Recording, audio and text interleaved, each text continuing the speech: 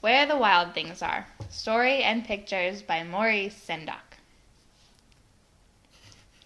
The night Max wore his wolf suit and made mischief of one kind and another, his mother called him, "Wild thing!" And Max said, "I'll eat you up." So he was sent to bed without eating anything. That very night, in Max's room, a forest grew and grew and grew until his ceiling hung with vines, and the walls became the world around. And an ocean tumbled by with a private boat for Max. And he sailed off through night and day, and in and out of weeks, and almost over a year, to where the wild things are. And when he came to the place where the wild things are, they roared their terrible roars, and gnashed their terrible teeth, and rolled their terrible eyes, and showed their terrible claws, till Max said, "Be still," and tamed them with the magic trick of staring into all their yellow eyes without blinking once. And they were frightened, and called him the most wild thing of all, and made him king of all the wild things.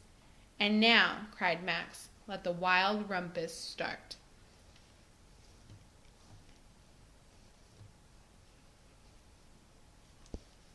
"Now stop," Max said, and he sent the wild things off to bed without their supper. And Max, the king of all the wild things, was lonely and wanted to be where someone loved him best of all. Then all around, from far away across the world, he smelled good things to eat. So he gave up being king of where the wild things are. But the wild things cried, "Oh, please don't go. We'll eat you up. We love you so." And Max said, "No."